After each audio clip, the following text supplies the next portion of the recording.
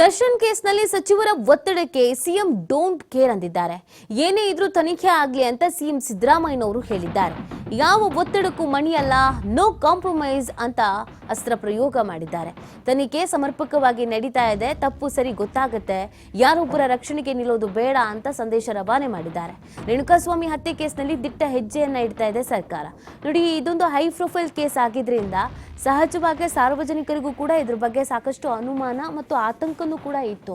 ಎಲ್ಲೋ ಈ ಕೊಲೆ ಕೇಸ್ ಮುಚ್ಚೋಗ್ಬಿಡುತ್ತಾ, ಈ ಸಾವನ್ನಪ್ಪಿದ್ದಂಥ ರೇಣುಕಾಸ್ವಾಮಿ ಕುಟುಂಬದವರಿಗೆ ನ್ಯಾಯ ಸಿಗುತ್ತಾ ಅಥವಾ ಸಿಗಲ್ವಾ ಅಂತ. ಅದರ ಮಧ್ಯದಲ್ಲಿ ಕೆಲವೊಂದಷ್ಟು ಸಚಿವರುಗಳು, ಶಾಸಕರುಗಳು, ಅದು ಕಾಂಗ್ರೆಸ್ ಮತ್ತು ಬಿಜೆಪಿ ಎರಡು ಕಡೆಯಲ್ಲೂ ಕೂಡ ಒತ್ತಡ ಹೇರಿದ್ದು ಕೂಡ ಈ ಪ್ರಕರಣದಲ್ಲಿ ಇದೆ.